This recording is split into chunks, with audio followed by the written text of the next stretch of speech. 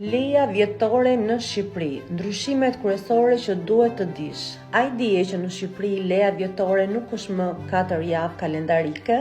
Tani është zyrtarisht 22 ditë pune të paguara. Por si merret leja vjetore? Me marrëveshje me punëdhënësin, kërkesa jepet me shkrim dhe duhet marrë brenda vitit kalendarik, ndryshe humbet pas 18 muajsh. Gjithashtu një ndryshim tjetër i rëndësishëm është leja më përpara mund të merrej vetëm për mbi 5 ditë kalendarike të njëpasnjëshme. Por tani mund të kërkohet dhe për ditë të veçanta, pra mund të shpërndahet sipas nevojës suaj.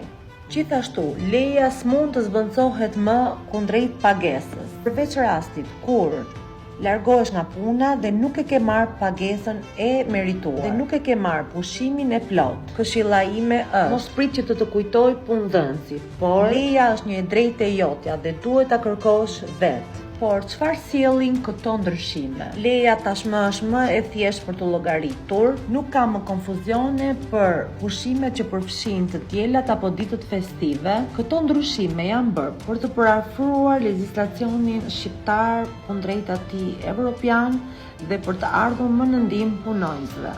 Mos harroni që leja është e detyrueshme për punëdhënësin. A e keni marrë lejen për këtë vit? A merrni dot pushime sa herë ju doni? Apo s'ja u japin kur? Komentoj poshtë videos problematikat e ndryshme që ke hasur në zbatimin e këtij ligji.